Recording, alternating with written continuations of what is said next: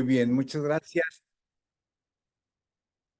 Buenos días, buenas tardes. Vamos a empezar la sesión en el orden en que tengo, si les parece, en el orden que tengo en mi documento. Voy a presentar a las personas de una en una. Vamos a iniciar con Sofía Bastos Pontieri Augusto. Ella es estudiante de maestría en el posgrado de Relaciones Internacionales en la Universidad Estatal de Río de Janeiro y licenciada en Artes Visuales por el Instituto de Artes de la Universidad Estatal de Sao Paulo. Julio de Mezquita Filo, investigadora del Laboratorio de Medios, Cultura, Estudios y Relaciones Internacionales y del Laboratorio de Estudios de Asia, ambos del Departamento de Relaciones Internacionales. Eh, Sofía Bastos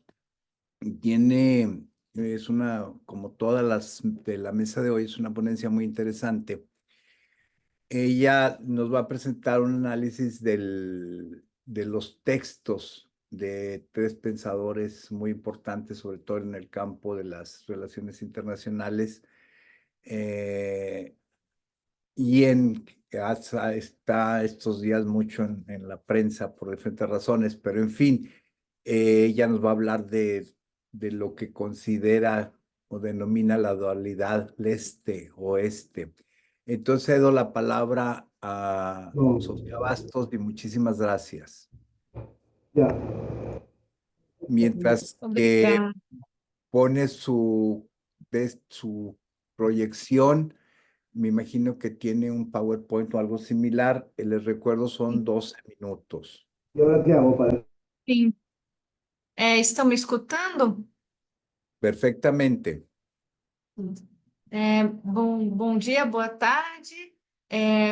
Obrigada pela apresentação, professor. Agora eu vou compartilhar o meu PowerPoint e dar início à minha apresentação.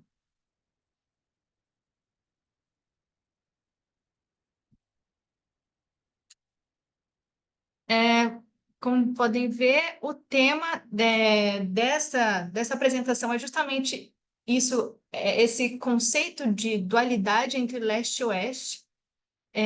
No trabalho desses três autores, o Tin Yat-sen, o Yang Xuetong e o Zhao Qingyang. E agora, vou explicar um pouco primeiro por que eu escolhi observar isso nestes três autores. Eles são os autores chineses mais citados hoje em dia, pelo menos no Brasil, fora da China, né? Nas relações internacionais. Então, são autores contemporâneos, eles têm uma relevância nos dias de hoje. E eles se propõem a pensar como as referências que a China utilizou há muito tempo para produzir ciências humanas, para produzir relações internacionais, elas vinham muito do Ocidente. Então, eles procuram introduzir outras referências a partir da cultura, da filosofia, da história chinesa, para fazer modificações e inovações, diálogos teóricos com as teorias das RI, com as ciências humanas de uma forma geral. E eles também, esses trabalhos que eu observo, eles foram publicados mais ou menos um período de 10 anos, que é entre 2006 e 2016. Por que eu escolho observar essa dualidade leste-oeste, o que eu chamo de dualidade leste-oeste? Para isso, eu retomo alguns autores para colocar qual que é a perspectiva que eu estou trazendo em cima. Primeiramente, o Edward Said, com o conceito de orientalismo, onde ele coloca que o Ocidente, ou seja, os países da Europa que tiveram práticas colonialistas, conceberam o Oriente a partir de uma relação de eu e o outro, ou seja, esse outro, ele é um desconhecido, mas ao mesmo tempo é um desconhecido sobre o qual eu conheço tudo, porque ele é tudo que eu não sou, e ele é tudo que eu imagino que ele é. E essa interação entre essas regiões do mundo se dá através de práticas violentas, práticas colonialistas, e aí eu puxo o Aimé Césaire para falar como essas práticas resultaram numa forma de dividir o mundo de acordo com as matérias-primas, com a racialização que se impôs em cima dos diferentes povos, de acordo com o que deles poderia se coletar na prática do colonialismo. Então, esses povos de fora da Europa colonialista foram denominados como exterior a esse Ocidente. E, por fim, puxo Walter Mignolo para afirmar que essas práticas elas não foram só práticas exploratórias no sentido material, mas elas também impuseram todo um framework de pensamento que esse autor associa com a modernidade, que é diretamente vinculada à colonialidade. Então, todos os princípios modernos, de certa forma, eles estão ligados ao colonialismo. Então, já puxando para os autores, o Jan Sueton, ele associa ao Oeste uma tradição de pensamento diplomático que tem fontes como o Grotius, o Maquiavel, e ele coloca que essa tradição é muito diferente da tradição chinesa. E ele observa especificamente os pensadores do período pré-Qin. Então, ele estabelece essas diferentes fontes e também diferentes momentos históricos e diferentes referências geográficas também. Ele, por vezes, ele cita também o Western Powers, esse termo. E eu trago aqui em inglês porque os livros deles estão traduzidos em inglês, mas não em português ainda, a maioria. Então, esse termo aparece para se referir, às vezes, para países europeus, às vezes, aos Estados Unidos, especificamente. Então, é uma forma intercambiável de usar esse termo. Então, quando ele se refere a Western scholars, acadêmicos, e esse pensamento político é sempre trabalhando nessas raízes que vem na Europa e nos Estados Unidos, e muitas vezes não fica explícito de quem ele está falando, se ele está falando de qual país, de qual região. É sempre uma situação onde eles se misturam quase numa mesma entidade. Já o Tin Yatin, ele segue um pouco essa linha de intercambiar Estados Unidos e Europa na palavra Western, né? Ocidente ou ocidental. Só que ele já introduz o conceito de não ocidental, não western, porque ele dialoga com a escola, uma forma de interpretar as relações internacionais que parte da Global IR, né? É uma vertente das teorias das RI. E ele se propõe a fazer o seu diálogo a partir disso. Então, ele coloca, principalmente em bases culturais, a diferença entre os países não ocidentais e o Ocidente, mas ele fala especificamente da China quando ele fala em países não ocidentais. Ele afirma, então, que essa cultura, um hardcore teórico chinesa, ele chama de tradição confuciana, ela se opõe à tradição ocidental, na qual ele localiza o que ele chama de dualismo ocidental.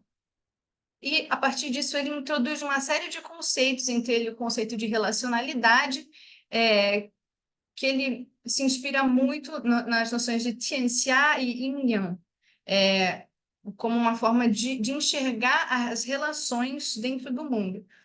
Só que aqui ele introduz também, por diversas vezes, essa questão do yin-yang relacionada aos termos leste-oeste. Então, ele coloca ambos como complementares. Só que, como ele chama o oeste, ele usa para falar de teorias vindas da Europa e dos Estados Unidos e de países específicos da Europa, né? E ele fala da China especificamente, quando ele se refere a leste, quando ele fala leste e oeste, numa relação de complementariedade, ele fala de China e Estados Unidos.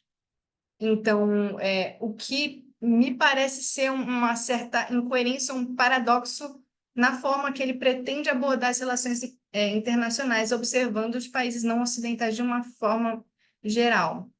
Zhao Tinyan, ele já aborda diferentes diferenças dentro da China e do que ele chama de Ocidente, nas categorias ontológica, metodológica, filosófica, política. Então, e ele dá exemplos em cada uma dessas. Então, ele associa o pensamento ocidental com raízes gregas, com o cristianismo, até as suas versões seculares, e também a questão o individualismo como uma questão ontológica que se aplica também aos Estados-nação, enquanto a China ele associa uma ontologia das relações, uma forma de conhecer o mundo em sua totalidade, uma metodologia mais no sentido historicista, e um pensamento político juntos, todos ele relaciona ao conceito do Tianxia, que é o que ele mais trabalha. E ele trabalha justamente como esse conceito se modifica ao longo da história. Porém, ele mantém a forma de utilizar Ocidente, Western, como uma generalização da Europa, dos países europeus e dos Estados Unidos. Aqui ele até usa América do Norte, em vez de usar Estados Unidos. Então, ele, por mais que ele não se proponha a pensar o não Ocidente como Tim de uma maneira geral, ele acaba citando o não Ocidente fora da China mais vezes que o Tim.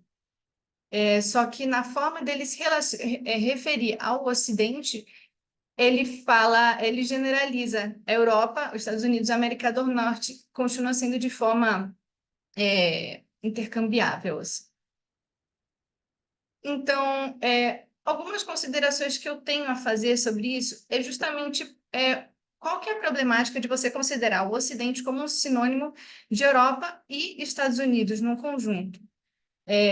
Ou somente Europa ou Estados Unidos como um centro do Ocidente.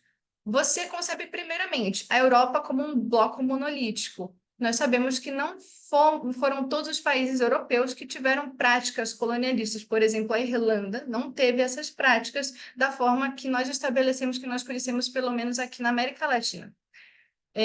Também, dentro dos Estados Unidos, existe uma conjunção de povos e uma conjunção de pensamentos que não dá para você associar de forma monolítica. Então, ele continua usando, eles todos continuam usando divisões como regiões, civilizações, estados-nação, que são vindas principalmente das referências do Ocidente que eles trazem, das teorias das relações internacionais, mainstream, que é o que ele se propõe a criticar. Então, o Jens Schutton, ele trabalha dentro do framework realista dessas teorias, abertamente, ele assume isso. Então, ele considera essa disputa pela hegemonia entre os Estados Unidos e a China, e a questão cultural dos pensadores pré-Tim, a história, como ferramentas que a China, de repente, pode usar para se colocar na questão da disputa teórica dessa, que é uma das facetas dessa disputa. O Tim, ele coloca essa oposição através dessa noção de oeste e não oeste, onde o não oeste sempre oferecendo o não oeste sofrendo uma imposição e a China fazendo parte desse não oeste. Então, a forma dela valorizar sua cultura, ela pensar nos termos da sua própria cultura, está vinculada a uma forma de resistência, mas também de reconhecer que existe uma complementariedade entre os dois. E o Zhao, ele associa essa imposição do Oeste, o que ele chama de Oeste, né, diretamente ao imperialismo e ao colonialismo. De novo, como se fossem praticados pela Europa de uma maneira geral, pelos Estados Unidos de uma maneira geral. Por favor, concluye con una idea. Sim, sim. Então, eles reiteram essa ideia de Ocidente que o próprio Ocidente criou, como retomando o Said, por mais que eles queiram contestar isso. E isso é uma coisa comum em vários pensadores, não só da China, mas de todo mundo, que pretendem criticar essas categorias porque eles são influenciados por elas. E, para concluir, a bibliografia marxista conhecida no Ocidente, ela não é explicitamente citada por esses autores, não é a principal bibliografia deles. Então, me parece que pelo fato deles quererem dialogar com as teorias das relações internacionais mainstream, que são do eixo anglo-saxão da disciplina, eles se afastam um pouco dessa abordagem justamente para tentar serem escutados, enfim, para não entrar nessa disputa. Mas é uma hipótese muito superficial, essa eu considero. E aqui estão as minhas fontes, e obrigada pelo espaço. Essa foi a minha apresentação. Obrigado, Sofía. Gracias. A continuación, siguiendo con esta línea temática que en lo personal encuentro pues tanto apasionante como necesaria el entender el pensamiento que guía las acciones de las élites en China. Tenemos un texto, una presentación de Miguel Alonso Álvarez sobre el análisis de la política sanitaria COVID-0, enfocada en el contexto de la tradición política y filosófica. Nuestro ponente, Miguel Alonso Álvarez, tiene un magíster en Derecho Bancario y Financiero. Escribió una tesis titulada El sistema de cajas municipales de ahorro y crédito como promotor de la bancarización y la inclusión financiera en el Perú, un estudio retrospectivo de 1980 a 2014. Actualmente es profesor en la Pontificia Universidad Católica de Perú. Adelante, tenemos 12 minutos, por favor.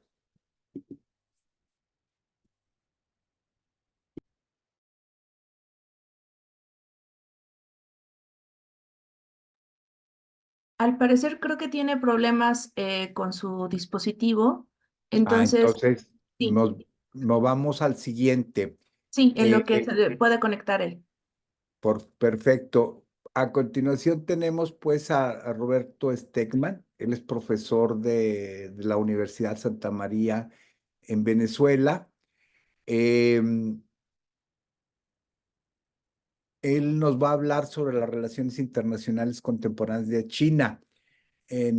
También, a lo que entiendo por el título, es un análisis que parte de la categoría política de la comunidad de futuro compartido para la humanidad. Entonces, por favor, adelante, Roberto.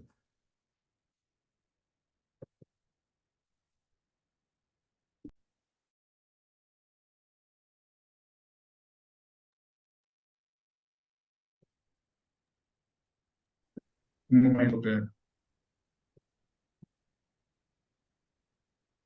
Adelante, ya está habilitado el Y micrófono. vemos la presentación, ¿eh? ¿Se ve la presentación? Sí, vemos la presentación y te escuchamos perfectamente. Adelante, por favor. Déjeme habilitarla acá. Bueno, un momentico.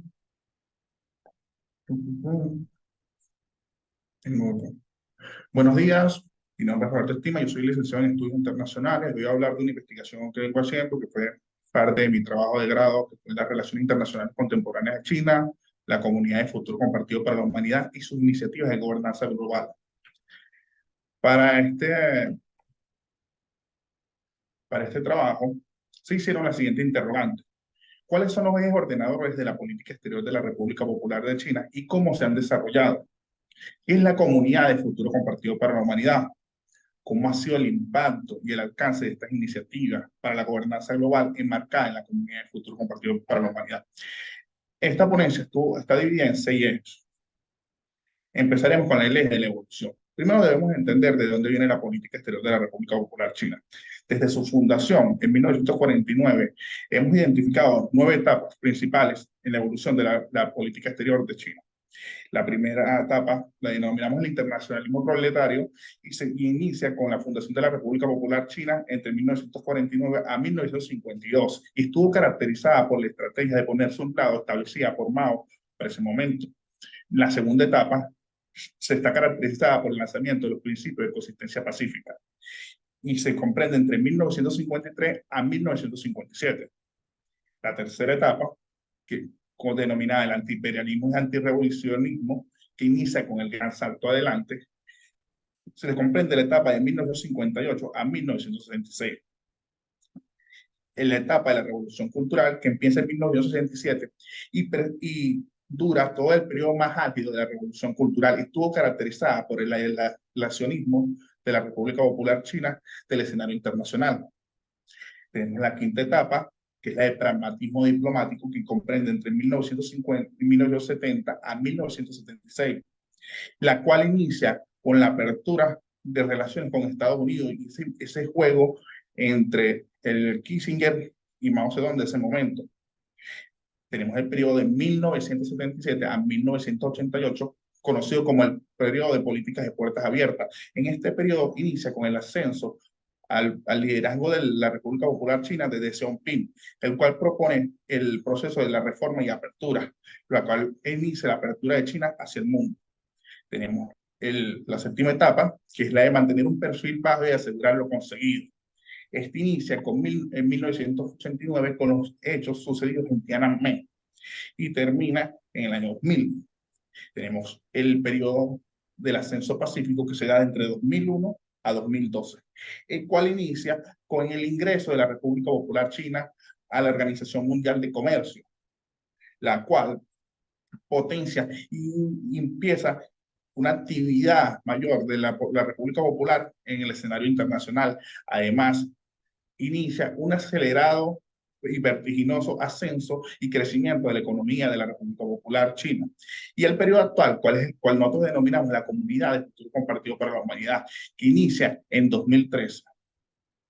Ahora quiero hablarles sobre los principios. ¿Qué son los principios? Son estas ideas, normas o señales que generan y rigen la política exterior de un país y son las que construyen la política exterior de un país. En este caso, identificamos 11 principios centrales en la política exterior de China. Entre algunos de estos tenemos el principio de una sola China, el principio de autodecisión y soberanía, el principio de reunificación pacífica o el principio de un país y dos sistemas, entre otros principios. Además, enmarcamos en esta investigación los objetivos de la República Popular China.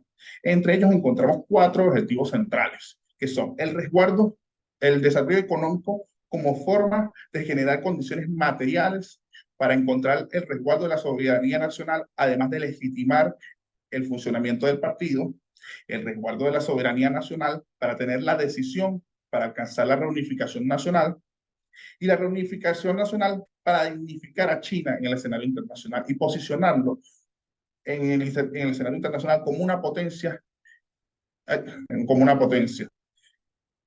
El otro es el de las estrategias. Acá encontramos 3 estrategias para cumplir estos objetivos. Tenemos la estrategia de la diplomacia como medio, como vehículo para el convencimiento y el alcance de los objetivos de la República Popular China. Esto queda en muestra conociendo que la República Popular China actualmente es el país con mayor representaciones diplomáticas en el mundo, alcanzando un número de representaciones diplomáticas en el mundo de 273, según el índice de la universidad.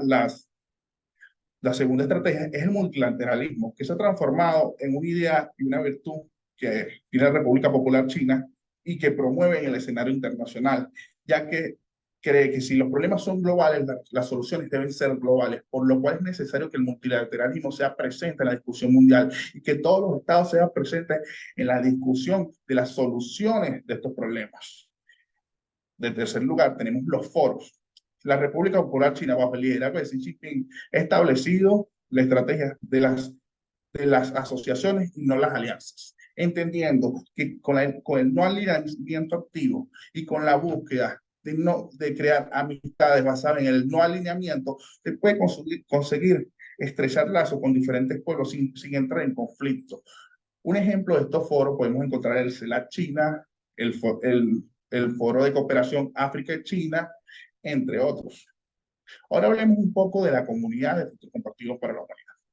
La Comunidad de Futuro Compartido para la Humanidad es una propuesta marco que busca construir un nuevo tipo de relaciones entre los Estados, presentada por Xi Jinping en marzo de 2013 y establecida como un principio constitucional en 2018 con la enmienda de la Constitución de la República Popular China. Esta idea busca construir un nuevo tipo de relaciones internacionales, las cuales, entendiendo que la humanidad comparte un futuro común, por lo cual es necesario buscar soluciones comunes y construir una aldea global. Además, es una narrativa que trae China al mundo, que buscar una gobernanza global diferente a la establecida hasta estos momentos. ¿Qué busca esta comunidad de futuro compartido por la humanidad? La construcción de ella en 5 dimensiones clave, que es la política, la seguridad, la ambiental, el desarrollo económico y la cultural. Para construir un mundo caracterizado ¿por qué? Por la armonía, por la cooperación, por la diversidad y el aprendizaje, y la equidad y la justicia, con el fin de conseguir la armonía entendida desde la cultura tradicional china, que es la armonía desde la diversidad, en la búsqueda de alcanzar la paz entre ellos. Además, cuando hablamos de las iniciativas de gobernanza global que se desprenden de la Comunidad de Futuro Compartido para la Humanidad, entendemos de 4 iniciativas clave, que son la iniciativa de la Franja de la Ruta, la cual fue presentada en el año 2013 por el presidente Xi Jinping, la cual comprenden la Ruta de la Seda, la antigua Ruta de la Seda terrestre, y la Ruta Marítima de la Seda del siglo XXI, que busca la iniciativa de la Franja de la Ruta, avanzar en un comercio sin restricciones, en una integración financiera, en aumentar la conectividad entre los estados y aumentar el intercambio cultural entre las naciones participantes. Además, tenemos la iniciativa de desarrollo global, la que busca establecer el desarrollo como el eje central en la discusión internacional, además de acelerar el cumplimiento de la Agenda 2030. Por esto, también tenemos la iniciativa de seguridad global. La iniciativa de seguridad global lo que busca es crear un nuevo marco de seguridad, entendiendo que los estados tienen diferentes intereses y entendiendo estos intereses, debemos llegar a un acuerdo para poder establecer lineamientos y límites para poder vivir en armonía y en paz. También tenemos la iniciativa de civilización global, que es la más novel de esta iniciativa, la cual fue lanzada el 15 de marzo de 2023. ¿Qué busca esta iniciativa de civilización global?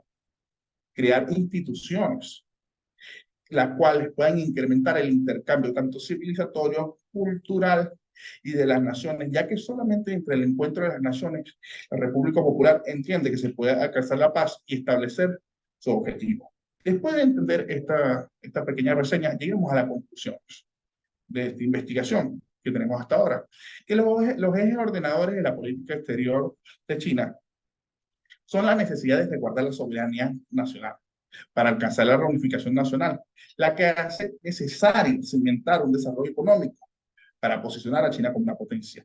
Además de otro eje ordenador esencial, es el proceso de reforma de apertura lanzada por Deng Xiaoping en el año 1978, ya que esta fue el punto de partida para la apertura de China hacia el mundo. Además, en otra conclusión establecimos cómo se desarrolla la política exterior de China y nos dimos cuenta que está enmarcada por la continuidad. La ruptura es la excepción, en donde los procesos de reforma sucedan de manera gradual. Los cambios rápidos y repentinos son escasos. Esto lo podemos observar en la Comunidad de Futuro Compartido para la Humanidad, ya que esta idea bebe de los principios de consistencia pacífico establecidos en 1953, siendo su antecedente más remoto. Y ahorita, además, encontramos que la Comunidad de Futuro Compartido para la Humanidad tiene un carácter holístico, tiene como fin la construcción de un nuevo tipo de relaciones internacionales que puedan atender a la crisis de gobernanza mundial que vivimos en la actualidad y que podamos dejar al lado la idea occidental de que las relaciones internacionales son un suma cero, sino que se puede construir unas relaciones de beneficio mutuo. Cuando hablamos de la cuarta conclusión, hablamos de los alcances de esta iniciativa. Aquí tenemos que ser claros. Las iniciativas han tenido un alcance variado. En el caso de la iniciativa de la Franja y la Ruta, ha tenido un alcance global. Más de 153 países han firmado memorandos de entendimiento con la República Popular China y más de 32 organizaciones internacionales con el fin de comprometerse en realizar proyectos dentro de esta iniciativa. Estos países comprenden los diferentes continentes del globo terráqueo.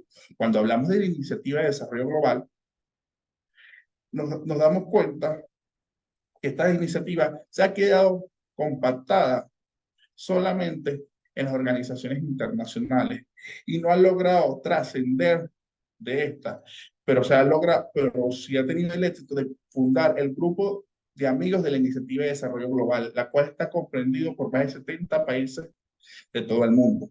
Cuando hablamos de la Iniciativa de Seguridad Global, esta solamente ha recibido el beneplácito de los países más cercanos a las órbitas de China y que ha quedado reducida a ser una iniciativa que no ha tomado la relevancia ni importancia que China le ha querido dar. Y cuando hablamos de iniciativa de civilización global, hablamos de una iniciativa que todavía su efecto es muy reducido. Y este efecto, y esto lo vemos en el alcance por el tiempo en su aplicación. Cuando hablamos del impacto, tenemos que hablar que la diferencia de impacto es enorme. La iniciativa de la Franja de la Ruta es la iniciativa con mayor impacto de todas las nombradas anteriormente, ya que ha tenido un impacto sistémico, logrando que los países miembros de la iniciativa de la Franja de la Ruta se posicionen como el primer destino de las exportaciones de China, dejando atrás la dependencia de la República Popular China de sus exportaciones hacia Estados Unidos, la Unión Europea y Japón. Cuando hablamos de la iniciativa de seguridad global, en su impacto, solamente encontramos dos proyectos claves. El restablecimiento de relaciones entre Irán y Arabia Saudita, que se hizo en el marco de la Iniciativa de Seguridad Global, y la propuesta china para la solución del conflicto ucraniano. Cuando hablamos de la Iniciativa de Roberto, Desarrollo cierras, Global, por favor. perfecto, terminando. La Iniciativa de Desarrollo Global solamente ha presentado 33 directrices, de las cuales solo 18 se han logrado cumplir hasta los momentos. Para terminar, es claro decirlo, que la Comunidad de Futuro Compartido por la Humanidad no solamente ha quedado como una narrativa, sino como un marco para la construcción de diferentes iniciativas que afectan diferentes sectores de la gobernanza global y que el funcionamiento de estas iniciativas hasta ahora ha sido variable y con alcances limitados. Muy bien, muchísimas gracias. Afortunadamente, Miguel Alonso Álvarez ya está con nosotros. Como mencionaba hace un momento, nos va a explicar lo que él denomina las características chinas para hacer un análisis de las políticas sanitarias en relación al COVID. Ya nos recordaba hace un momento en el chat a que hagan sus preguntas, vayan preparándolas, vamos teniendo pues un panorama de diferentes conceptos, ideas que se manejan. En el caso de Sofía, bueno, vimos desde la academia, lo que se diseña en términos de pensamiento, y en el caso de Roberto, pues vimos más desde la perspectiva gubernamental. Aprovecho, antes de ceder la palabra a nuestro siguiente ponente, para felicitar pues la organización de esto, que debe ser muy complicado, tanto de Raquel, que están aquí, y de Daniel, que están aquí presentes. Muchísimas gracias. Adelante, Miguel, por favor. Sí, ¿cómo están? Muy buenos días a todos. Espero que ahora sí ya se haya podido solucionar este problema que he tenido con mi audio y con mi cámara. Bueno, eh, vamos adelante con la exposición. Mi exposición efectivamente se titula Características chinas, análisis de la estrategia de COVID-0 a la luz de la tradición política china. Y creo que casualmente pues está muy conectado, muy encauzada con la conferencia magistral que acaba de dar la doctora Patricia Castro al inicio de este simposio, ¿no? Porque justo voy a tratar este tema, justo voy a tratar de cómo la tradición política china, me refiero a sobre todo la tradición confuciana, pero también otros aspectos de la cultura tradicional china que son características milenarias, siguen influyendo actualmente en la toma de decisiones por parte del gobierno chino, ¿no? Del Partido Comunista Chino. Y en este caso nos hemos centrado mi análisis en un caso concreto que muy probablemente todos conozcan, que es la política de COVID-0. Se implementó en China desde que estalló el primer brote de coronavirus en Wuhan, a inicios de 2020, y que terminó de forma abrupta a finales del año 2022. Es una política sanitaria que duró aproximadamente 2 años. Bueno, inicio esta presentación con una frase pronunciada por el mismo presidente Xi Jinping, en la cual pues, se señala que sin los 5.000 años de civilización china no habría características chinas, sin características chinas no habría tal éxito como socialismo con características chinas. Esto significa que el propio Partido Comunista, como mejor ha dicho la doctora Castro en su exposición, pues influye muy significativamente todavía en las decisiones del partido, ¿no? Estas características chinas, que vamos a detallar exactamente en qué consisten más adelante. Entonces, ¿cuál es la interrogante de nuestra investigación? Pues en qué forma o en qué medida estas características chinas influyen actualmente en la política, en las decisiones políticas por parte de los actuales gobernantes del Partido Comunista Chino, pero en específico nos vamos a centrar en un caso, en la implementación y el posterior y súbito levantamiento de la política sanitaria de COVID-0. A ver, ante todo, vamos a definir este término. ¿Qué cosas son o qué debemos entender por características chinas? Bueno, este término fue por primera vez acuñado por el presidente Deng Xiaoping, durante el mandato de Deng Xiaoping, conforme al cual el Partido Comunista, o sea, socialismo con características chinas, es un concepto conforme al cual pues la ideología del Partido Comunista Chino es el marxismo-leninismo, pero aplicando o matizado por las características o peculiaridades culturales chinas. Eso es el socialismo con características chinas.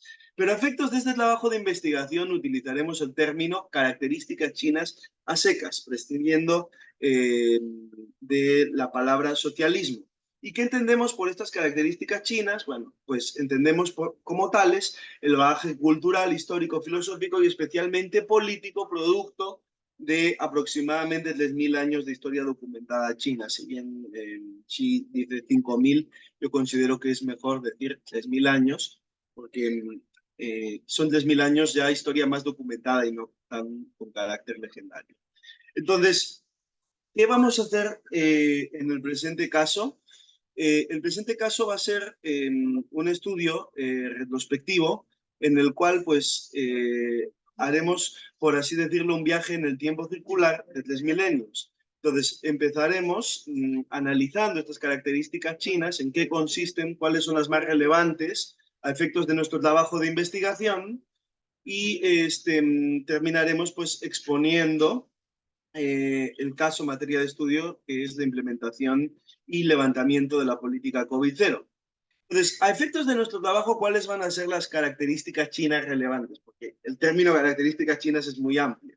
Pero nos vamos a centrar en 4 conceptos de índole política, que son conceptos que están unidos de forma prácticamente indesligable a la cultura china, que son el concepto de mandato del cielo, el Estado-nación entendido como una gran familia, y luego la filosofía de Confucio, así como el legismo, que no es tan conocido como el confucianismo, pero creo yo que también influye en la política china, de Han Peizi.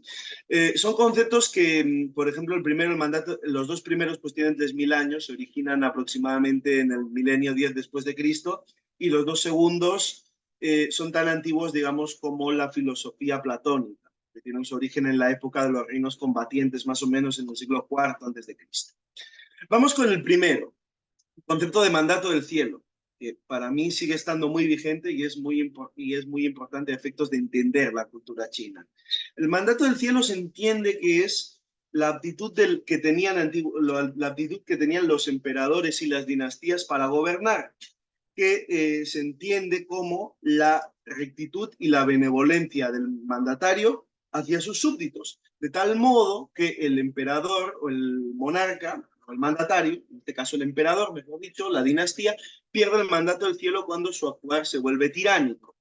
Este concepto tiene orígenes míticos y se remonta al siglo X a.C., cuando se produce el cambio de la dinastía Shang a la dinastía Zhou. En este caso, conforme a la leyenda, el último rey de los Shang, pues era un personaje, no voy a ahondar en detalles de la leyenda, voy a ir solo a lo esencial, pero conforme a esta leyenda, pues era un personaje totalmente tiránico y depravado, y fue sustituido por los reyes Zhou, que eran virtuosos, ¿no? Entonces, esta leyenda, pues efectivamente es posterior a este cambio, si es cierto, que hubo hacia el siglo X a.C., pues hubo un cambio de dinastías, aquí en la imagen, pues un carro de guerra que se usaba en esa época, en las batallas de esa época, y posteriormente pues se justificó ese cambio de una dinastía a otra mediante una conquista militar de los Zhou hacia los antiguos reyes que eran los Shang, producido en el siglo X a.C., en virtud a que los reyes Shang habían perdido el mandato del cielo. Y desde esa época tan antigua, como es el siglo X a.C., por eso digo 3000 años, se justificó el cambio de una dinastía a otra en la pérdida del mandato del cielo de los emperadores anteriores.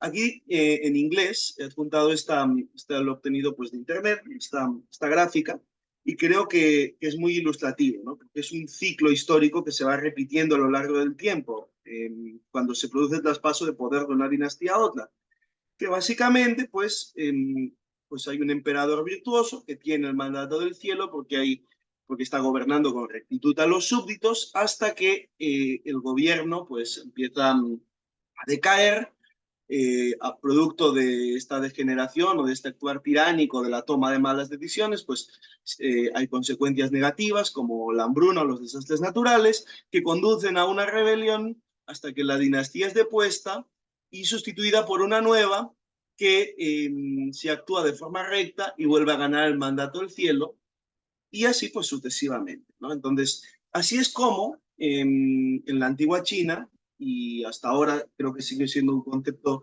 muy útil, se sigue justificando la deposición de una dinastía y la asunción del poder por parte de una nueva, ¿no? Mediante una rebelión interna en muchos casos. Luego, otro concepto también que procede de la misma época, de la época de la dinastía Zhou, es el concepto de Estado-Nación entendido como una gran familia que influirá mucho en la filosofía de Confucio, pero que es anterior a Confucio. Entonces, el emperador, como hijo del cielo, tiene las funciones del padre de familia, que se van delegando a través de sus vasallos, que se consideran pues sus hijos. Entonces, estamos hablando de una clara estructura patriarcal. Fíjense en estos caracteres. Nación en chino se pronuncia wo ya.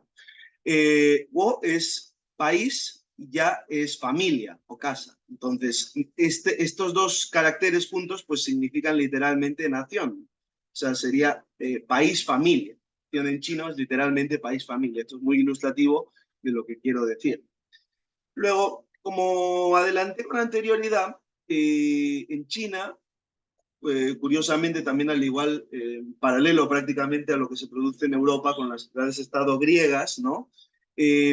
Aproximadamente entre los siglos 4 y 5 antes de Cristo, pues hay una época conflictiva, ¿no? En la que la dinastía Zhou se divide al controlar un amplio espacio geográfico para la época, como pueden comprobar en el mapa, se divide entre luchas intestinas entre familias nobles que forman reinos que, si bien son vasallos de los Zhou de Yure, oficialmente en la práctica son reinos independientes que están en estado de guerra constante. Esta época se conoce como época de los reinos combatientes, que también es muy productiva en la intelectual porque se conoce como periodo de las 100 escuelas, en las que se producen pues, muchas escuelas y muchos debates filosóficos. Pero a efectos de esta presentación nos interesan dos de ellas, que son el confucianismo y el leninismo. La primera, bueno, en cuanto al confucianismo, Confucio, que habla, pues trata muchos aspectos, pero cuando habla del gobierno, Confucio reconoce la autoridad moral del emperador, reconoce el poder absoluto del mandatario, pero señala que el mandatario, como buen padre, que así lo define también como un padre de familia, en virtud del concepto anterior que hemos visto, pues tiene que gobernar valiéndose del ejemplo y de la moral, y no mediante la fuerza, el terror o el temor al castigo.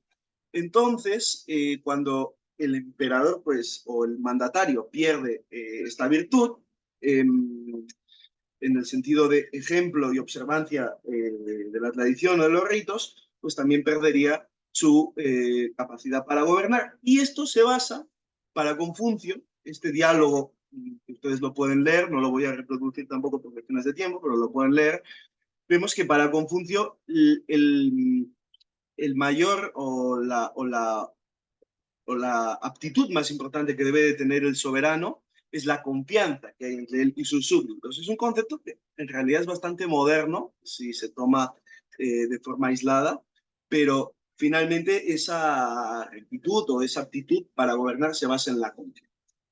Bien, el extremo contrario es el denominado legismo, que se basa en las ideas de este filósofo, de Han Feizi, que muere conforme a las crónicas en el año 233 a.C.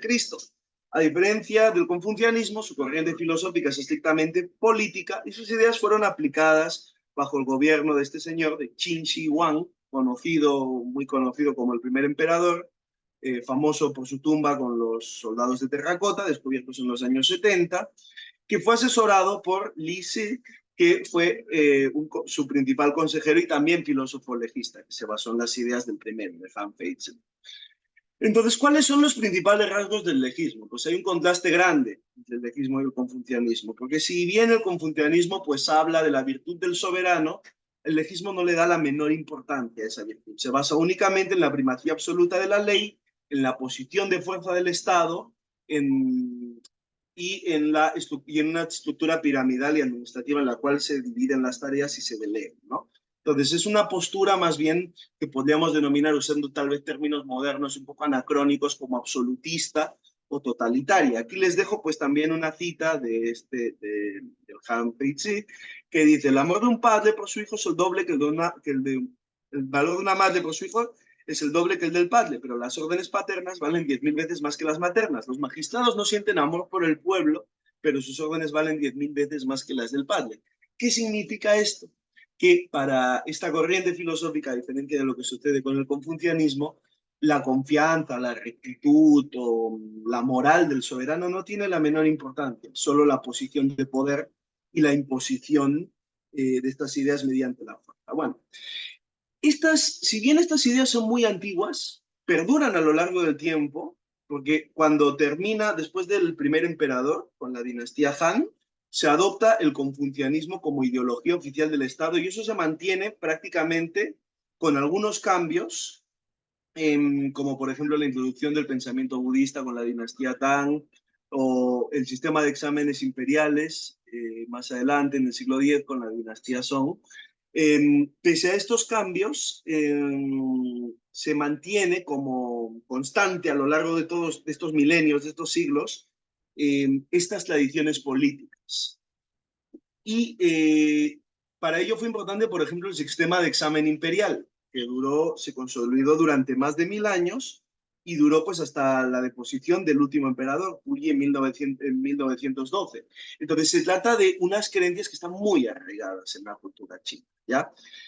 Si bien, pues efectivamente, con la nueva república, pues ya no fueron oficiales, siguieron muy arraigadas en el pensamiento político.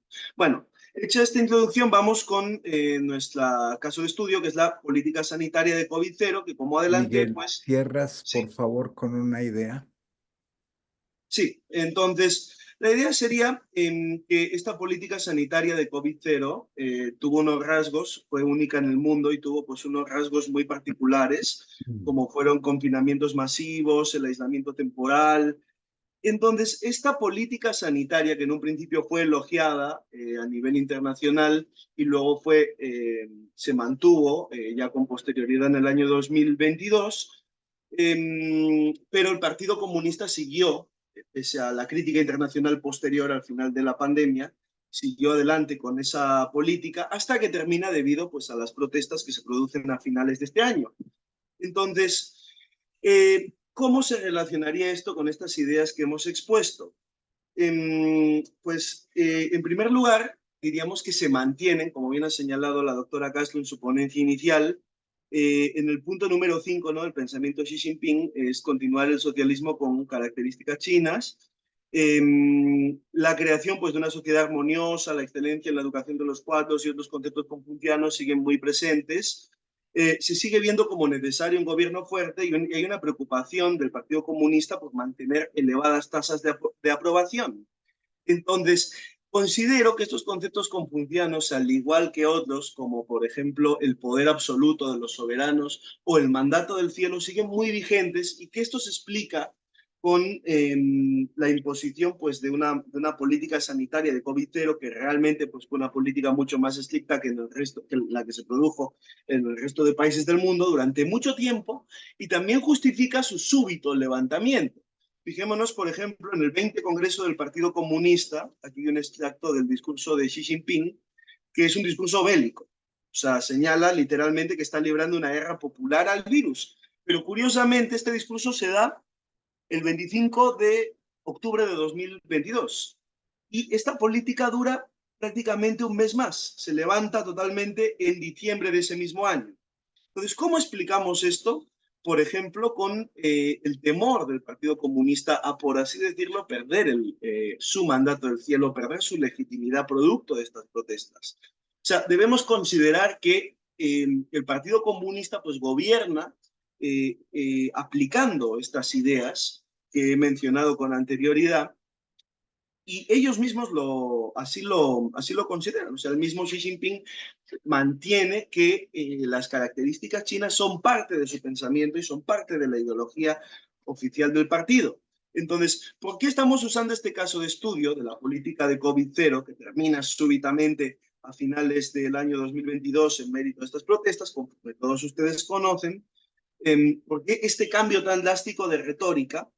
Pues considero yo que esto es una aplicación práctica en la actualidad de este pensamiento antiguo, es decir, de la necesidad basada en este ideal confuciano de mantener la legitimidad mediante la virtud, mantener la legitimidad en que el gobernante debe mantener la legitimidad de los gobernados mediante la virtud, es decir, la preocupación de la expansión del virus, y ante unas protestas generalizadas en contra de seguir con esta política, pues en cierta manera, y si me disculpan tal vez que la referencia o la comparación sea un poco burda, un cierto temor, ¿no?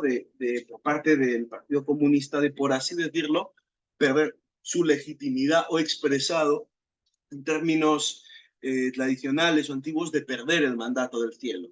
Lo cual pues explicaría un levantamiento y un levantamiento tan drástico y un cambio de discurso tan súbito en cuanto a la aplicación de estas políticas. Como digo, llama la atención que en el 25 de octubre del año 2022, cuando la mayoría de países del mundo pues ya habían levantado sus restricciones, el Xi Jinping, el Partido Comunista, en este caso estoy citando este discurso del presidente Xi con ocasión del 20 Congreso del Partido Comunista, pues seguía con un discurso tan beligerante hasta que, pues, 2 meses después, simplemente 2 meses después, se levantan estas medidas. China, por así decirlo, recupera la normalidad. Esta drasticidad o este cambio tan repentino se Miguel, justifica, por a mi favor, parecer, en cierra. virtud a esto. Y con esto, pues, terminaría, ¿no? Señalando que hasta ahora, pues, este pensamiento antiguo sigue estando muy vigente y sigue influyendo en estas políticas. Muchas gracias. No, al contrario, muchísimas gracias. Les recuerdo, por favor, a quienes están presentes que nos hagan preguntas para que pues demos a oportunidad a que ustedes pues cuestionen, aclaren, pregunten y a que quienes han expuesto pues puedan precisar algunos temas, puedan ahondar en otros, en fin, enriquecer todo esto que es muy complejo para exponer en tan poco tiempo.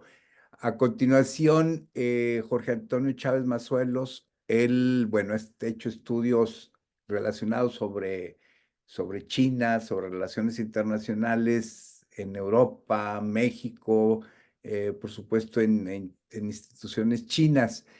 Él viene a exponer sobre, bueno, lo que parece ser su especialidad, política exterior, y él se va a enfocar en lo que ha pasado después del 20º Congreso y del Partido Comunista y de las dos sesiones. Entonces, adelante, por favor. Muchas gracias, profesor. Y muchas gracias a los organizadores. Voy a compartir mi pantalla para que puedan verla. ¿Me pueden confirmar si pueden ver bien la proyección? Se puede ver perfectamente y también escuchamos muy bien.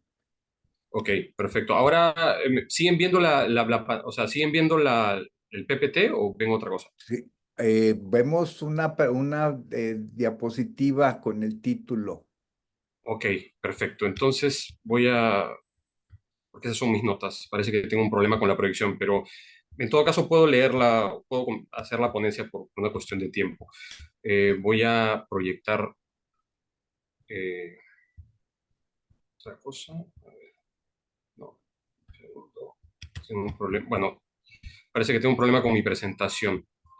Bueno, mi ponencia tiene que ver con el 20º Congreso del Partido Comunista y con las dos sesiones que tuvieron lugar el año pasado. No voy a analizar lo que ha sucedido este año porque no es materia de mi investigación. Entonces, el propósito es, por supuesto, analizar el impacto del 20º Congreso del Partido Comunista y las dos sesiones, cuáles han sido los cambios y las continuidades, pues en estos procesos que han marcado una centralización del poder en torno a Xi Jinping, ¿no? Quien tras confirmar su tercer periodo, pues emerge como el líder más poderoso de China desde Mao Zedong. Pues en primer lugar hay que decir que China percibe en su entorno estratégico pues que está siendo activamente contenida por Estados Unidos a través de una estrategia que se apoya sobre su red de alianzas y su capacidad de proyección de poder en el Indo-Pacífico. Asimismo, cabe señalar que China tiene fronteras con 14 vecinos, 4 de los cuales son potencias nucleares, y que tiene 17 disputas entre marítimas y territoriales. Asimismo, China ha reclamado el 80% del mar meridional de China, incrementando su presencia a través de islas, plataformas artificiales y aguas adyacentes. Adicionalmente, ha construido la mayor fuerza naval del mundo por número de embarcaciones, con más de 350 buques de combate. Esta capacidad es crucial para proteger las zonas costeras del país, incrementar su capacidad de proyección de poder más allá de la primera cadena de islas y prevenir un bloqueo del estrecho de Malaca y reducir el desbalance de capacidades de cara a Estados Unidos ante una hipótesis de conflicto. Si bien la competencia sistémica entre Estados Unidos y China es global y multidimensional, pues en términos geográficos, el principal teatro de enfrentamiento es la llamada región del Indo-Pacífico. Por ello, si bien el concepto del Asia-Pacífico tradicionalmente abarcaba a los países asiáticos y oceánicos de la cuenca del Pacífico, el Indo-Pacífico comprende además el espacio del Océano Índico, incorporando al sur de Asia parte del Medio Oriente y de la costa este de África. Un hecho relevante en la ampliación de dicho espacio es la incorporación de India, una potencia cuyas capacidades económicas, militares y demográficas y tecnológicas juegan un papel relevante en la ecuación de poder regional. Por ello, en la perspectiva de China, la estrategia del Indo-Pacífico tiene como objetivo el contener el poder marítimo de China, comprometiendo seriamente su seguridad nacional y amenazando sus relaciones con países vecinos. Asimismo, este concepto colisiona con lo que China entiende como sus intereses centrales, una noción que, si bien inicialmente comprendía al reclamo de soberanía china sobre el Tíbet y Taiwán, pues hoy comprende también a Xinjiang, al mar meridional, al mar del este y a las zonas en controversia con la India. Asimismo, pues han ganado mayor prominencia en las iniciativas como el diálogo cuadrilateral de seguridad, el cual reúne a Estados Unidos, Australia, Japón e India, que fue retomado el año 2017 durante la administración de Donald Trump y que ha seguido fortaleciéndose desde entonces. Por otra parte, ha surgido el AUKUS, una iniciativa que ha venido fortaleciéndose desde esa época, ¿no? Otro vector de preocupación de China son las crecientes vinculaciones que existen entre la Organización del Tratado del Atlántico Norte y los aliados estadounidenses en el Indo-Pacífico. Por consiguiente, en el informe de Xi Jinping en el 20º Congreso del Partido Comunista se dio cuenta de la necesidad de aumentar las capacidades militares y renovar el impulso de la modernización básica de las Fuerzas Armadas para el año 2027, cuando se cumpla el centenario del Ejército de Liberación Popular. En esa línea, durante la sesión de la Asamblea Popular Nacional del año pasado, se anunció el aumento de presupuesto de defensa de 7.2%, que está por encima del crecimiento económico proyectado para el año pasado, que era de 5%. Si bien dicho porcentaje está por debajo de los porcentajes de incremento presupuestario de estados de la región, pues no deja de ser significativo. Y en esa línea, en el cierre de su discurso ante la Asamblea Popular Nacional, Xi Jinping señaló que el Ejército de Liberación Popular debía convertirse en una gran muralla de acero para defender la soberanía, la seguridad y el desarrollo del país. Asimismo, enfatizó la necesidad de intensificar el entrenamiento bajo condiciones de combate, disuadir, gestionar crisis y ganar guerras locales. Y este es un matiz, digamos, importante porque en el pasado lo que se había preconizado desde China era el tener la capacidad de ganar guerras, pero no se había hecho esta precisión de guerras en el teatro local, ¿no? en las zonas aledañas de China. En cuanto a la agenda de gobernanza y reforma de la gobernanza global y fortalecimiento del poder de atracción chino, pues hay que decir que en la visión china, el orden mundial y sus instituciones y normas responden a una estructura de poder de la posguerra y del fin de la Guerra Fría. Por lo tanto, Beijing considera que el orden mundial existente, creado y dominado por las potencias occidentales, es profundamente injusto y por lo tanto debe ser reemplazado por uno más equitativo y multipolar. En esa línea, Beijing ha impulsado la creación de nuevas instituciones multilaterales y reformas en el sistema de gobernanza global que reflejen los valores políticos e intereses chinos. China, por lo tanto, considera que su creciente poder relativo no tiene correlato con los derechos de votación y participación que tiene en organizaciones financieras multilaterales. Por ejemplo, mientras que en el Fondo Monetario Internacional tiene un porcentaje de 6.4% de participación, en el Banco Mundial cuenta con una participación de apenas 5.3%, muy por debajo de su poder económico relativo. Sin embargo, a pesar que China articula una crítica y demanda una mayor participación en dichas instituciones, no las abandona, sino que adicionalmente y de forma paralela impulsa la creación de nuevas instituciones multilaterales como el Banco Asiático de Desarrollo de Infraestructura y el nuevo Banco de Desarrollo de los BRICS. Estos esfuerzos, por supuesto, también responden a la necesidad de fortalecer las relaciones con el sur global en un contexto en donde Estados Unidos y sus aliados impulsan dinámicas de contención y de desacoplamiento de cara a China. En esa línea, en el 20º Congreso del Partido Comunista se preconizó el fortalecimiento de espacios multilaterales como los BRICS. Asimismo, se mencionó la necesidad de revigorizar la Organización de Cooperación de Shanghái y la centralidad del Foro de Cooperación Económica Asia-Pacífico. Beijing también se ha comprometido a fortalecer su cooperación de cara a otros foros regionales de China con la ASEAN, con África, con América Latina y el Caribe, con Europa Central y Oriental y con los países insulares del Pacífico.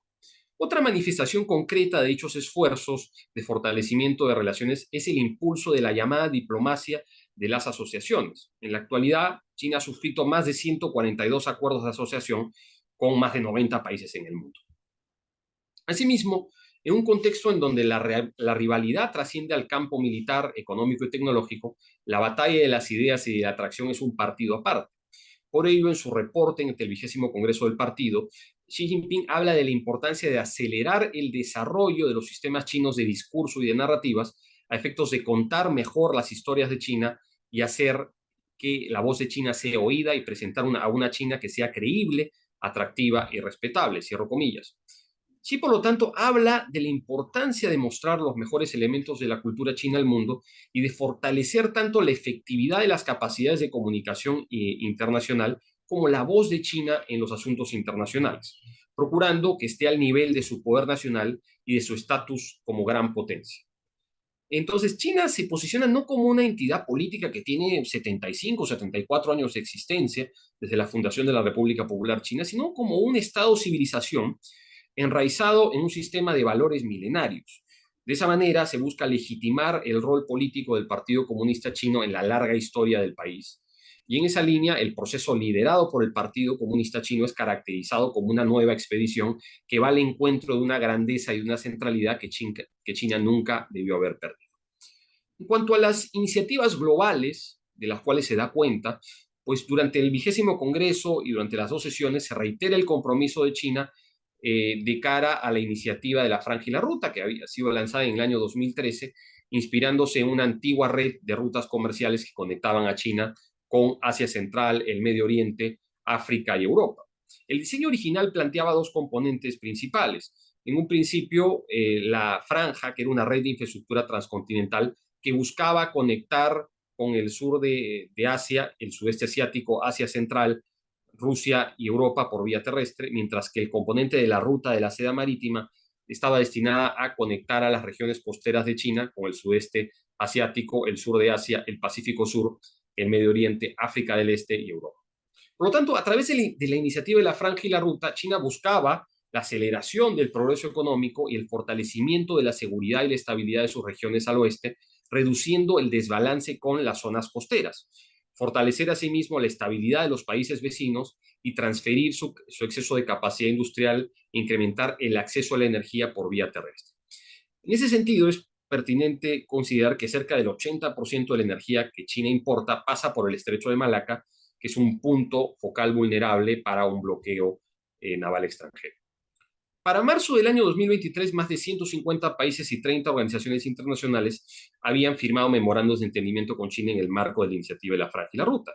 Sin embargo, esta enfrenta grandes retos geopolíticos porque, al margen de la rivalidad con Estados Unidos, la invasión rusa de Ucrania ha impulsado a que Europa desvincule su economía, su comercio y su provisión de energía de dicho país, lo cual va a afectar los proyectos de cara a Europa.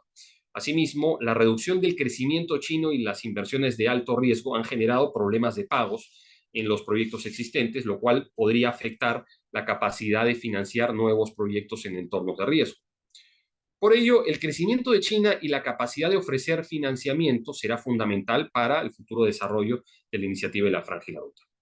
Por otro lado, la iniciativa de desarrollo global, que fue desarrollada por Xi Jinping en la Asamblea General de la ONU del 2021, se centra sobre todo en la agenda del desarrollo sostenible, no de grandes proyectos de infraestructura, sino de proyectos de menor dimensión, y ese pilar está manejado por la Agencia China de Cooperación Internacional para el Desarrollo. Por otro lado, la iniciativa de seguridad global aboga por el respeto de la integridad territorial y la soberanía de los países y preconiza el principio de la indivisibilidad de la seguridad, que enfatiza que un Estado no deberá obtener seguridad a expensas de otro. Estos principios cardinales fueron plasmados en un documento emitido por el gobierno chino con respecto a su posición de cara a la situación en Ucrania.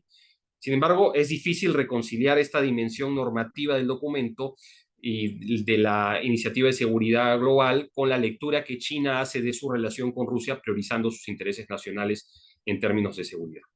Por último, la iniciativa global de civilizaciones, lanzada por Xi Jinping en marzo del 2023 durante una reunión de alto nivel con representantes de partidos políticos de diversos países, preconiza el respeto a la diversidad de sistemas políticos y de valores. En esa línea, considera que la diversidad no debe propiciar conflictos ideológicos y minar la cooperación entre los pueblos y estados.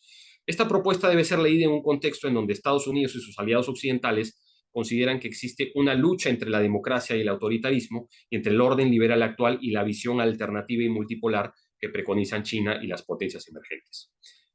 Para terminar, mis conclusiones serían que existe China en el 20º Congreso y en las 2 sesiones hace una lectura de su entorno estratégico como complejo, lleno de retos, de amenazas y de estrategias de contención dirigidas a minar su proyección exterior y el desarrollo del país. Y por lo tanto tiene a la seguridad como un imperativo, como un pilar fundamental del rejuvenecimiento nacional y de que China vuelva a ganar una centralidad. El sueño chino de rejuvenecimiento nacional busca precisamente recuperar esa centralidad civilizacional y la unidad territorial y la posición de poder que China perdió a consecuencia de la agresión extranjera durante el siglo de la humillación. Por último, yo creo que el 20º Congreso del Partido Comunista Chino marca una línea de continuidad que confirma una orientación de política exterior que propende hacia el logro, no hacia la moderación o hacia el perfil bajo como fue durante la época de Deng Xiaoping, sino que busca, a través del fortalecimiento de redes de interdependencia económica, busca la reforma del orden internacional, el fortalecimiento de su poder blando y una política de seguridad y defensa más asertiva para defender sus intereses fundamentales y también, por supuesto, el desarrollo de sus relaciones con el sur global. Muchísimas gracias. Al contrario, Jorge Antonio Chávez, muchísimas gracias.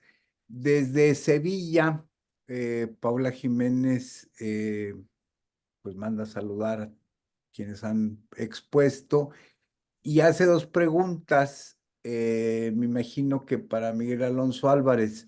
La primera, la voy a leer tal cual. Se podría considerar que las estrictas medidas de contención del COVID fueron reprimidas por miedo de que el soberano, en este caso Xi Jinping, sufriera una rebelión del pueblo y perdiera el mandato celestial, virtud del gobernante.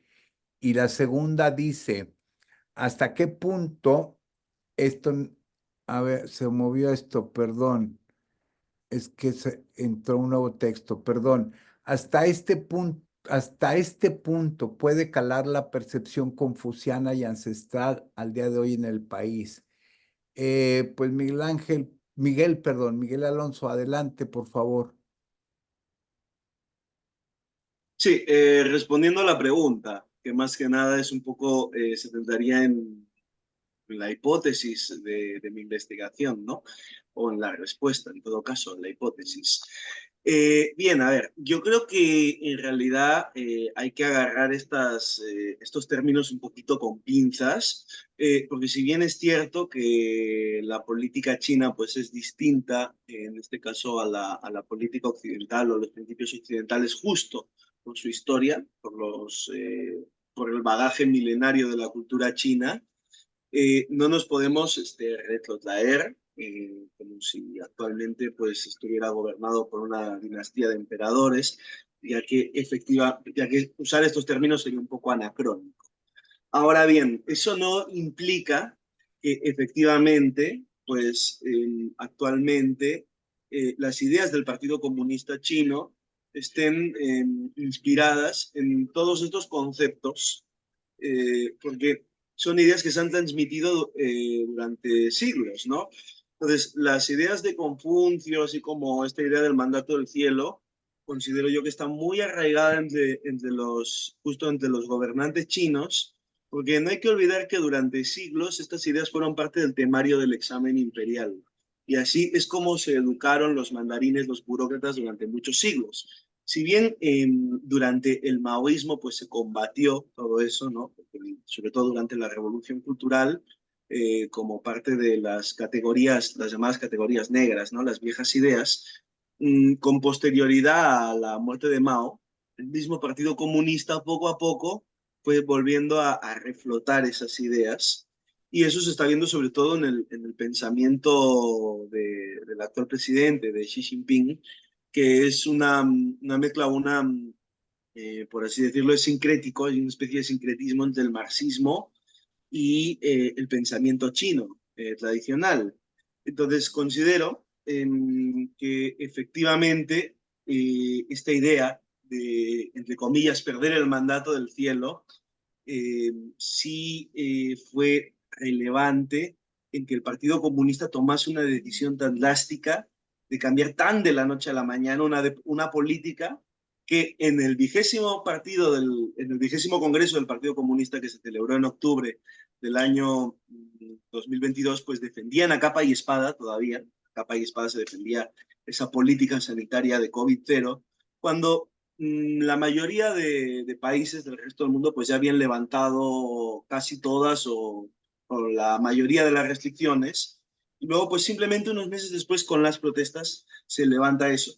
Hay que también matizar que las protestas no fueron, o sea, si bien es cierto que puede haber tal vez un sector más radical, por así decirlo, las protestas no fueron en contra del Partido Comunista Chino, no fueron en contra del gobierno del Partido Comunista Chino, sino que fueron en contra de la política sanitaria del Partido Comunista. Por ejemplo, llama la atención que uno de los sectores que más protestó en contra de estas medidas pues fue el sector maoísta del partido, ¿no?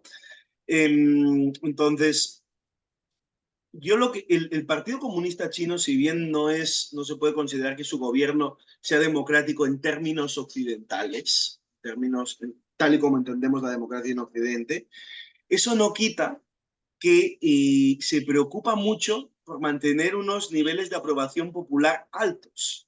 Entonces, eso para mí está muy basado o está muy enraizado en la idea confuciana de que efectivamente pues, se reconoce el poder del soberano, pero por otro lado, el soberano tiene que gobernar con el ejemplo y con la virtud. De ahí también la preocupación de esta clase gobernante de mantener pues, unos altos niveles de aprobación popular. Entonces, ante esa preocupación y Miguel, por ante... favor, cierra. Sí, pues sí, en cierta manera sí, o sea, matizando todo esto, pero en cierta manera sí. O sea, hubo, yo creo, una cierta preocupación, por así decirlo, por parte del partido de perder el mandato del cielo. Pero ahora sí hay que matizar que la mayoría de estas manifestaciones no fueron en contra del gobierno, sino que fueron en contra más bien de las políticas. Muchísimas gracias, Miguel. Miren, voy a sugerir algo. Ujú. eh, digamos que todas nuestras otras personas ponentes tengan 2 minutos para comentar algo. Voy a leer dos preguntas que están aquí. Bueno, hay un comentario largo de Julia, muchísimas gracias, donde básicamente lo que ella dice es que, bueno, se ha prestado más atención a las políticas de finalizar bueno, de cerrar las políticas cero y más que a las consecuencias. Em, Hay preguntas muy expresas o muy específicas, las voy a leer, pero con la anotación hecha antes, ¿verdad? Que 2 minutos para cada una de las personas ponentes por si quieren señalar algo. Las preguntas son las siguientes. La primera, que es específica para Jorge Antonio, no acabo, de Carolina, dice que no acabo de entender en qué momento señala China la pérdida de la unidad territorial. ¿Hacen hincapié en algún momento o hecho histórico en concreto o es simplemente un resultado? Luego, ¿de qué manera, pregunta Esteban, de qué manera el marxismo ha variado respecto a sus patrones occidentales para adaptarse al contexto chino? ¿Qué tensiones existen entre el marxismo y el confucianismo? Eh, o una más, ¿cómo incidiría un posible retorno de Trump a la presidencia de Estados Unidos? ¿Y cómo podría incidir la desaceleración económica y la reducción de las interrogantes? Jorge Franco pregunta si China busca un mundo multipolar o bajo su visión eh, sería el centro del mundo. En fin, por favor, vamos a tomar la palabra en el modo que, en el mismo orden que iniciaron. Adelante, por favor, perdón. eh, Empezamos.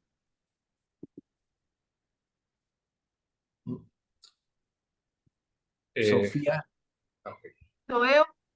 Ah, obrigada. Como as perguntas em geral não foram diretamente para mim, eu acho que os outros apresentadores vão respondê-las melhor. Eu vou responder apenas a pergunta do Jorge M. Franco, que ele pergunta se a China busca um mundo multipolar ou sob a sua visão moderna adaptada de Tianxia. Vendo pela perspectiva da academia, não existe um consenso onde você possa afirmar qual vai ser a política da China. E sendo que na academia já não existe consenso entre a academia e as políticas de Estado, sabendo que dentro das políticas de Estado se produz conhecimento teórico também, não há um consenso sobre isso. Porém, a China não coloca em nenhum momento que ela quer ser o centro do mundo, até porque afirmar isso no cenário internacional no presente momento é muito complexo, né? E também inferir que a China quer ser o centro do mundo a partir dos pensamentos dos pensadores chineses, você requer que você faça uma interpretação em cima desses pensadores que parta de outros referenciais que vejam a China como inimigo. Então, você utilizando a perspectiva realista das relações internacionais, por exemplo, internacionalismo liberal, você pode fazer essa interpretação. Porém, afirmar que qual é o posicionamento dela, acho que a forma mais coerente da gente ir interpretando isso é vendo os pronunciamentos do governo, mas ao mesmo tempo sempre comparando eles com as produções de conhecimento que se faz dentro e fora do governo. Então, atualmente, a China, ela coloca que busca um mundo multipolar, mas ela coloca também os seus conceitos como uma forma de reler o que seria o sistema internacional. Então, acho que é um processo também, a gente entender o que está acontecendo. Sofía, muchísimas gracias. Roberto, por favor. Bueno, yo quería remarcar sobre el... Yo creo que hoy mismo les puedo abordar. ¿Aló? Miguel, apagas tu micrófono, por favor. Sí, disculpe, es que estaba con una llamada, disculpe. Quería también abordar sobre uno de los ejes ordenadores que tiene la política exterior de la República Popular China en sus relaciones internacionales contemporáneas. Yo creo que la gente tiene que tener claro que hay un periodo histórico que marca en gran parte las decisiones que se toman en la construcción de la política exterior de China, que es el siglo de la humillación, o como ellos lo denominan, el siglo de la humillación, que se genera con las guerras del opio. Eso es una marca fundamental en la construcción y en el pensamiento de la China contemporánea, y que hace pensar a la China siempre en un proceso a la defensiva, donde siempre es importante mantener la soberanía y la autodecisión. Sí, China busca el multilateralismo, pero en el pensamiento de las élites chinas, ceder soberanía es un tema clave, es un tema costoso. Por eso es que todas sus iniciativas, aunque han tenido un posicionamiento y unas ganas y hasta un financiamiento, no han logrado tener la incidencia pensada, porque son iniciativas que no terminan de superar la brecha de la necesidad de respetar la soberanía de otros pueblos. Por lo cual, respetando la soberanía de estos pueblos, estas iniciativas terminan teniendo una influencia limitada, porque no terminan pudiendo llegar al fondo de lo que buscan. Y teniendo claro esto, el ciclo de la humillación es uno de los vectores fundamentales para entender el accionar de China en su política exterior. Muchísimas gracias, Jorge Antonio, por favor. Sí, para responder brevemente las tres preguntas que se me han planteado, pues el momento que se plantea en el que se rompe la integridad territorial de China tiene que ver precisamente con lo que acaba de mencionar Roberto, que es el siglo de la humillación que comienza con la Primera Guerra del Opio.